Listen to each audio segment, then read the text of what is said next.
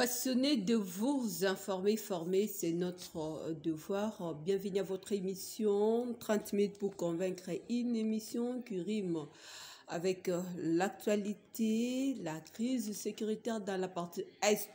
Revient le goût du jour, la sortie médiatique du chef de l'État en Bujumaï, ça laisse personne indifférente, ça fait le débat de notre émission d'aujourd'hui. Voilà pourquoi nous sommes là juste pour faire le tour sur l'actualité en République démocratique du Congo et pour faire l'analyse de tout le titre souligné.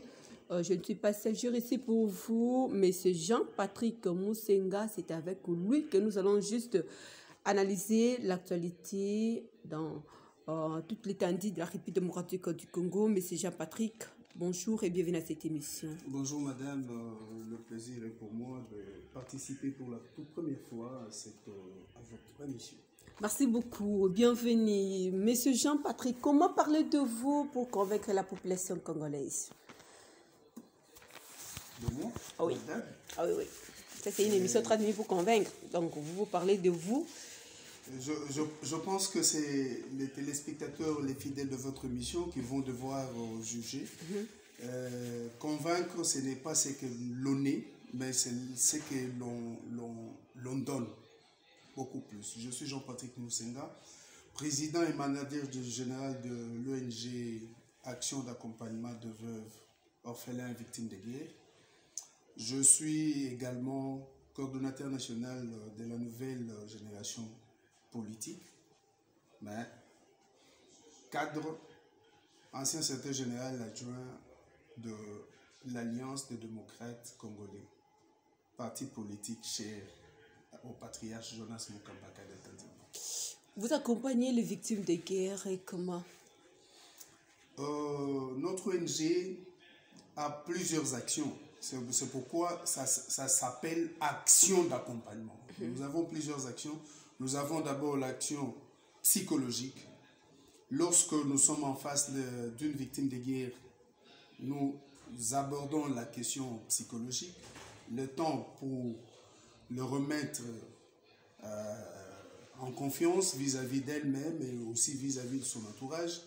Nous avons l'action médicale où nous avons 2 centres médicaux, 2 petits centres médicaux, bien sûr, pour pallier aux problèmes à Kinshasa ou bien c'est à l'est de la RDC?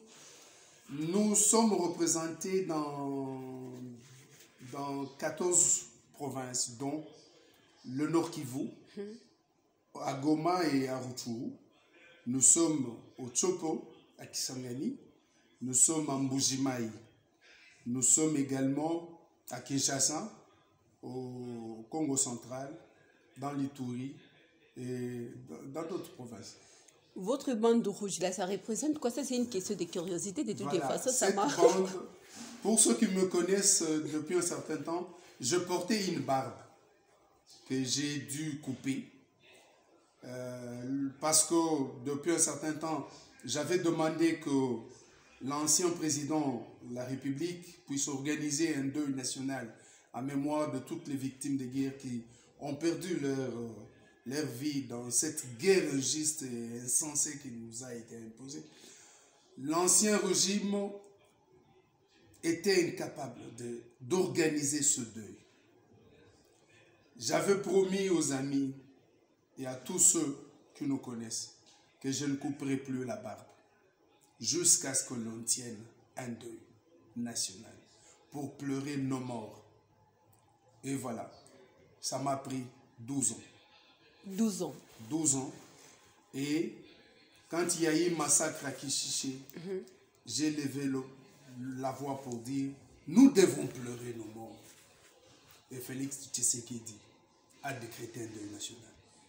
Dans moins de 2 semaines, a décrété un deuil national. Et je dis, bon, ça suffit. Je peux mener ce deuil autrement. Je coupais la barbe, mais je suis resté avec cette bande rouge qui est le signe de sang qui coule dans notre pays depuis de cela 25 ans. Depuis de cela 25 ans, de toute façon, on ouvre aussi cette page sur la crise sécuritaire dans la partie est de la République démocratique du Congo. Mais c'est Jean-Patrick, comme vous venez juste de le souligner, ça fait plus de 25 ans. Quel regard portez-vous vu tout ce qui se passe dans l'autre côté de l'Est? Madame, vous savez, on ne nous prendra jamais au sérieux lorsque nous aurons nos têtes bien reposées sur l'oreiller de nos lits, sans que nous puissions lever la voix, nous tous. Parce que maintenant, moi je suis l'homme le plus heureux du monde, pour l'instant, que maintenant le Congo commence à parler. Les Congolais commencent à lever leur voix pour parler de ce qui s'est fait en RDC. Parler, c'est bien, ça reste dans le dire, mais Madame, ce qui est important, c'est la pratique du discours et de dire. Vous avez entendu, cette chaîne, je pense, est une chaîne chrétienne. Vous êtes sans ignorer qu'il y a eu ce que l'on appelle Shoah en Israël. Les Israéliens ont décidé d'en parler. C'est d'abord l'unique arme ou la première arme qu'on a. Il faut parler, il faut dénoncer. Nous avons perdu plus de 12 millions de morts. Tués, ils ne sont pas morts parce qu'ils avaient faim, pas parce qu'ils sont tombés malades. Ils ont été tués. Tués parce que la RDC est riche. Tués parce que la RDC attire les convoitismes de par toute la planète. Tués parce que les Congolais ne valent pas la peine de vivre sur leur terre et leur terre riche. Tués pour plusieurs raisons. Et de toutes ces raisons, aucune n'est humanitaire. Tués seulement par la mauvaise foi. Nous avons eu dans ce pays 7 millions de femmes et des enfants violentés et violés. Au point que la RDC est devenue la capitale mondiale du viol. Nous avons eu dans ce pays les enfants enrôlés dans de groupes armés. Nous avons eu dans ce pays, et nous continuons à en avoir, des enfants nés de parents inconnus. Et ça ne peut pas nous laisser sans mots. Il faut que nous puissions parler. Et lorsque nous en parlons, qu'on ne nous arrache pas le mot, qu'on ne nous interdise pas. Parce que il n'y a aucun pays du monde. La finalité, c'est quoi? La suite, c'est quoi? Parce que c'est vrai, nous avons vu pendant 18 ans de Joseph Kabila, des négociations, des consultations, ainsi de suite. Nous avons aussi vu pendant les 4 ans, bientôt c'est 5 ans, avec le président Félix-Antoine Tshisekedi, les commissions mixtes, les négociations, ainsi de suite. Mais où en sommes-nous, vu tout ce qui se passe dans la partie est de la République? Madame, la RDC doit arrêter de pleurer.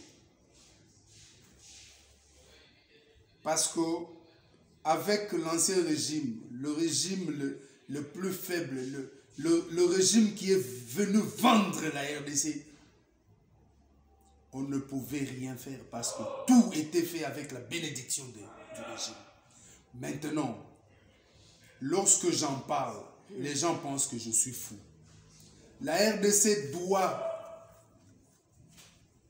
avoir une armée d'au moins 5% de l'ensemble de sa population. Quand je dis 5%, c'est 5 000 hommes. 5 millions d'hommes. La RDC doit tout faire pour se doter d'une arme nucléaire. Ce n'est que comme ça que le peuple de la RDC va vivre en paix. La RDC ne va pas gagner en pleurant. Nos larmes ne vont rien servir. Nous devons nous mettre debout. Nous devons envoyer nos enfants dans l'armée. Nous devons envoyer nos enfants aller faire des études stratégiques. Pour quelle finalité? Pour quelle finalité? Pour parce qu'on a à peine RDC. là, on vient juste de former aussi des militaires. Ça, oui. Félix-Antoine Tshisekedi a compris la leçon. Oui, au moins lui, il a compris la leçon. Dans 4 ans, je ne veux pas révéler l'effectif exact, dans 4 ans, nous pouvons avoir plus de 40 000 jeunes qui viennent rafraîchir le rang de notre armée. Plus de 40 000, ce n'est pas un chiffre exact, mais c'est plus de 40 000 jeunes dans 4 ans qui viennent rafraîchir l'armée. Notre armée qui était déjà vieillissante, avec des militaires de plus de 50 ans. Et qu'est-ce qui bloque actuellement? S'il faut reconnaître quand même les causes. La première cause, nous avions eu un dirigeant étranger au pays. C'était ça la première cause. Là, nous ne devons plus nous voiler la face. Dans le passé, nous sommes dans les prisons. Oui, c'est ça la cause. Les causes sont toujours endogènes. Elles sont toujours au passé. C'est ça. Ce sont les fruits que nous voyons. Nous avons eu un dirigeant étranger dans ce pays et qui a vendu le pays aux étrangers, qui a infiltré l'armée, qui a infiltré les services de sécurité, qui a infiltré la police, qui a infiltré l'administration. Et cela, c'était un abcès qu'on devait crever. Je pense qu'avec Tshisekedi, cet abcès est en train d'être crevé. Et ne demandez pas que Tshisekedi puisse bâtir une armée dans 5 ans. Poutine a fait 20 ans pour avoir une vraie armée. Les autres, la Chine a fait 50 ans pour se doter d'une vraie armée. Alors ne demandez pas à Tshisekedi de vous produire une vraie armée dans 4 ans. L'insécurité à l'Est, l'un des problèmes qui se pose est que le gouvernement congolais refuse de négocier avec le M23. Ça a été juste le propos de Moussa Faki. Il est juste le président de la commission de l'Union africaine. De votre côté, M. Jean-Patrick, quels sont votre avis partant de son discours? Moussa Faki devait accompagner la RDC en accompagnant le gouvernement de la RDC. Le pouvoir de la RDC dit « je refuse ». S'il faut accompagner la RDC, il faut aller derrière ceux qui dirigent, qui ont dit « niet, pas question ». Pas de négociation. Justement, on a négocié depuis Mzé. Qu'est-ce qu'on a obtenu? Il faut changer de méthode. Il faut changer d'astuce. Depuis Mobutu, on négocie. C'est quand on a négocié que les FDLR sont entrés en RDC. C'est quand on a négocié que les réfugiés rwandais sont entrés. C'est quand on a négocié que l'Est est devenu le théâtre de plusieurs tueries. C'est quand on a... C'est quand on négocie, c'est quand on négocie. Monsieur Jean-Patrick, tu sais qu'il dit la présence de l'armée angolaise, ougandaise, burundaise aussi, ce sont le fruit de la négociation. À l'heure actuelle, refusez-vous de ne pas négocier au moins avec les M23 pendant que Bunagana, ça fait déjà une année, c'est pris en otage. Madame, oui. Nous nous battons. Nous ne nous battons pas pour perdre. Avec qui? Avec un connu. Nous nous battons avec les terroristes rwandais. Vous ignorez l'existence des M23 alors? C'est ça, ce que vous appelez M23. C'est une unité de l'armée rwandaise. Ils ne sont pas soutenus. C'est une unité de l'armée rwandaise. C'est comme en Deuxième République, nous avions la division spéciale présidentielle, qui était une armée de forces armées zaïroises. Donc, le M23, appelez-le comme vous voulez, mais ce sont des Rwandais. C'est le président rwandais qui est venu avec son armée dans mon pays et commençait à tuer mes frères et mes sœurs. J'ai négocié avec eux. Pourquoi? On demande à ce que l'on puisse déposer des armes. Eux refusent. Les Congolais qui étaient dans cette région ont dit, bon, tant mieux. Ils ont déposé des armes. Il y a de pourparlers qui se poursuivent avec eux. Mais eux, pourquoi ils ne déposent pas les armes? Vous parlez de Bunagana Inane. Madame, ça c'est ce que les sorciers, je ne veux pas les qualifier autrement, mais bon, ces gens-là... À leur époque, ce n'était pas le cas. Ces gens-là vous ont dit, Bunagana est pris il y a une année. Une année et quelques jours. Avant, c'était comment? Ils entrent par Bunagana, 3 mois après, ils sont à Goma, ils sont à Bukavu. Ils sont à Kisangani. Aujourd'hui, ils font une année. Depuis qu'ils ont dit, nous sommes à 20 km de Goma, ils n'arrivent pas à Goma. Il faut reconnaître les efforts. Il faut... Tshisekedi a prouvé qu'il est supérieur à Paul Kagame. C'est qui? L'ancien président Joseph Kagame. Non, bon. Joseph Kabila. Il est supérieur à lui. Kabila Kabanye. Donc c'est ça. Bon, ce sont les mêmes noms de toutes les façons. Il a prouvé. Parce que lorsque lui était au pouvoir, CNDP se déclare 2 mois seulement après. Ils étaient à Bukavu. Ils étaient à Goma. 2 mois seulement. M23 sort de CNDP 3 mois seulement. Ils étaient à Goma.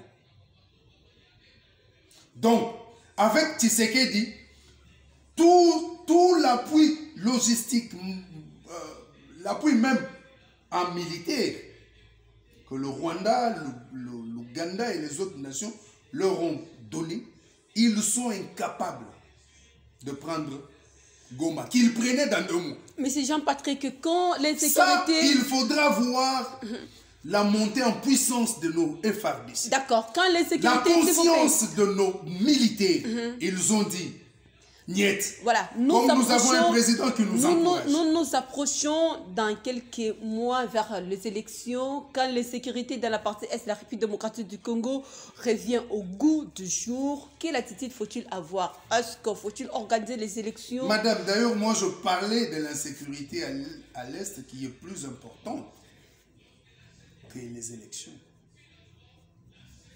Les Congolais, nous sommes en train de perdre l'esprit bantou. Notre identité, nous perdons ça.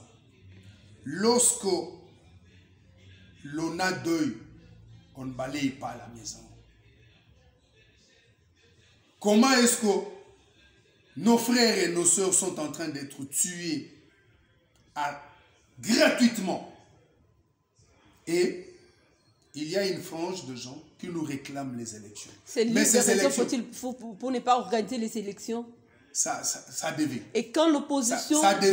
Mais madame... Et de toute façon, que je finisse avec ma question, quand l'opposition essaie un peu je dirais quoi?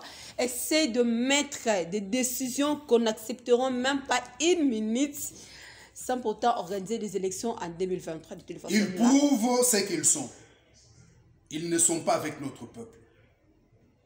Tshisekedi ne va pas leur donner raison. Il va organiser les élections dans le délai constitutionnel. Sans Bunagana. Avec Bunagana autrement. Ok. C'est avec Bunagana mais autrement.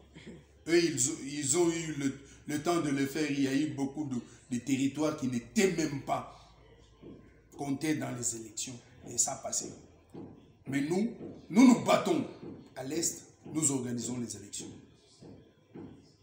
On ne va pas leur donner raison, même pas pendant une seule seconde. On va organiser les élections. Et puis, regardez-nous en face. Je ne sais pas, vis-à-vis de nous là, il y a qui? Moi, je suis sportif, je n'ai jamais minimisé l'adversaire. Tout adversaire, on le prend au sérieux. Mais, entre nous soit dit, en face de nous, il y a qui? Il y a de gros poissons. Il y a qui en face de nous? Pour ne pas citer leur nom, vous les connaissez quand même. Ils sont faibles. Voilà, on tourne la page de l'insécurité. Ils sont même très faibles. Ouvrons au moins une nouvelle page. Bientôt, 63e anniversaire de l'indépendance de la République démocratique du Congo. Jour pour jour, M. Jean-Patrick, quel bilan faut-il dresser? Un bilan presque macabre. Un enfant de 63 ans, c'est pratiquement un grand-père. La RDC est un grand-père bébé. Je ne sais pas si ça existe ou ça a déjà existé, mais c'est un grand-père bébé de 63 ans. je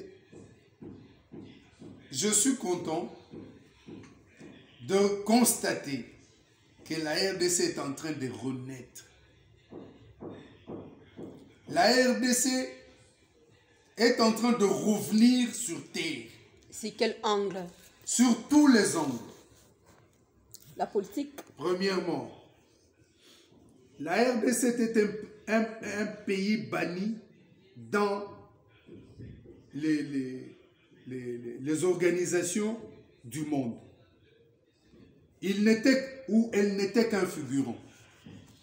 C'est avec l'arrivée de Tshisekedi que vous avez vu la RDC commencer à payer les arriérés de cotisation dans les organisations. À l'ONU, à l'Union africaine, dans les régions, la RDC est en train de payer les arriérés, ce qui fait qu'ils puissent aussi émerger. Il a dirigé l'Union africaine, il a dirigé la SADC, il a dirigé. L'autre aussi l'avait dirigé de toute façon. Allons sur le plan. Je vais essayer quand même de souligner quelques points. Le deuxième point. C'est mieux de nous faire une lecture par rapport au plan politique, éducationnel, social, sur tout ça. De toute façon, je m'arrête là. La RDC est en train de refaire surface. Vous savez, nous qui sommes dans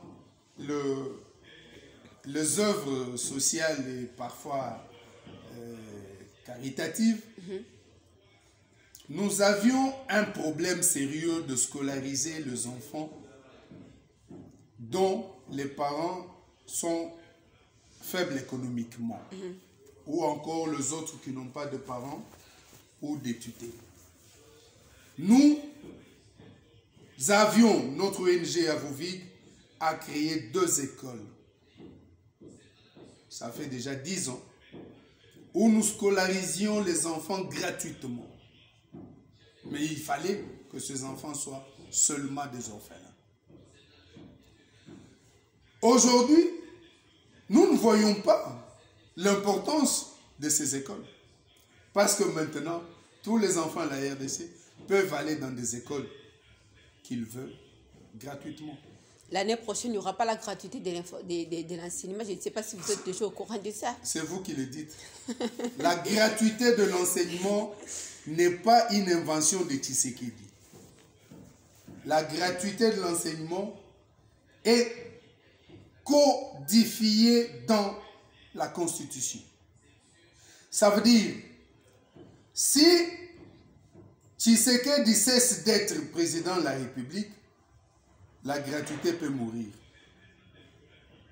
Mais parce qu'il sera réélu, vous verrez, la gratuité va continuer l'année prochaine. Je reviendrai sur votre plateau, dans votre chaîne. Vous le rappelez. Sur le plan judiciaire, nous autres qui étions opposants hier, nous ne le faisions qu'avec le cœur. Parce que nous n'existions même pas. Dès qu'on vous prend,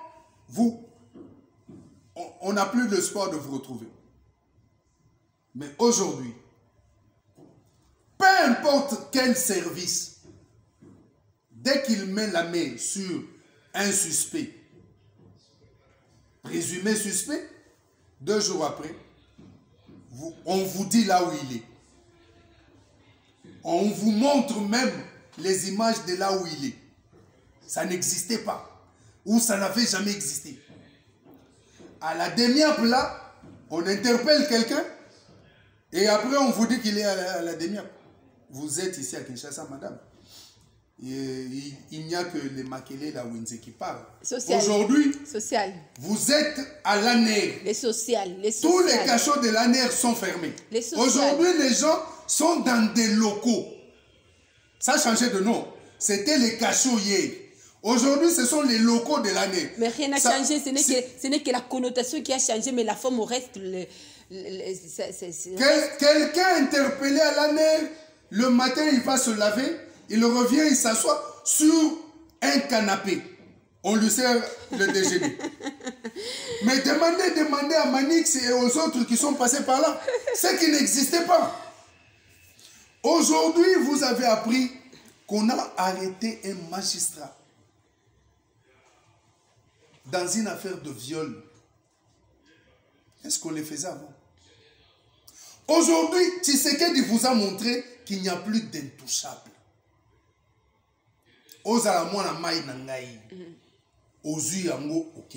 Ça, ce sont ces dits. Maintenant, les points forts. Madame, les points ça n'existait pas. Touchons alors le point sensible au moins des 63e existence au moins de la République démocratique du Congo, où la population souffre du jour au jour. Madame, ils sont quand même incapables d'avoir ne fût-ce qu'un petit pain le matin. Madame, depuis les Timboka. Les sociales. Mais les sociales, c'est quoi? Tout ce que je cite là, c'est les sociales. Les gens pensent que les sociales, c'est les foufous. Non, c'est pas seulement ça. Il faut toucher d'abord ce qui est primaire, c'est ça. Madame. Les boire et les manger de la population congolaise. En 1990, lors de l'Iti Timboka, la RDC était sous embargo. Depuis 90 jusqu'en 2022. La RDC a recouvré sa liberté d'achat et de négociation des armes et d'autres matériels de défense. Ça, c'est un pari gagné. Aujourd'hui, parce que vous parlez du social, aujourd'hui, madame, la RDC n'avait plus ce qu'on appelle garantie souveraine. Parce que les forêts, les eaux, les mines et tout était déjà vendu. Si vous vous rappelez de l'interview de l'ancien DG de la GECAMINE, Albert Youma, il dit nous vendons nos minéraux pour payer les dettes. Donc, nos minéraux étaient déjà vendus à l'avance. Aujourd'hui, la RDC est en train de récupérer. Vous avez entendu cet escroc de Blattner restituer à la RDC les bornes pétroliers et tout ce qu'on lui avait vendu à un prix bradé. Après, donc la RDC était complètement détruite ou encore vendue. Maintenant que nous parlons ici, la dignité du Congolais est en train de revenir. Aujourd'hui, si vous sortez, vous allez quelque part et que l'on vous trouve avec un passeport congolais, madame, on vous traite quand même dignement qu'avant. Et pour illustrer cette période de 36 ans, de 63 ans plutôt, de la RDC, nous disons que nous avons connu tout ce que nous avons connu. L'heure n'est plus au discours. Nous devons travailler, faire en sorte que toutes ces années perdues, nous puissions les rattraper. Par quel mécanisme? C'est que s'il faut préconiser quelque chose... L'unique mécanisme est celui de réappropriation de son territoire. Il faut encore du temps. Tshisekedi travaille ensemble avec tout le Congolais. Ça veut dire, nous sommes en train de le faire. Vous pouvez vous imaginer, vous avez suivi le discours du chef d'état-major général lorsqu'il s'adressait aux troupes. Vous avez entendu des choses. C'est que maintenant, quand nous aurons pu récupérer tout ce qui nous appartient, au moins là, nous allons dire, maintenant nous allons faire de l'agriculture parce que nous sommes sur notre terre et avec notre peuple. Nous allons faire de l'industrialisation parce que nous sommes chez nous, avec nos minéraux, avec notre peuple et sur notre terre. Nous allons sécuriser nos 11 frontières. Ce qui n'avait jamais été le cas. La frontière maritime, la frontière aérienne et la frontière avec nos 9 voisins, ce qui fait 11.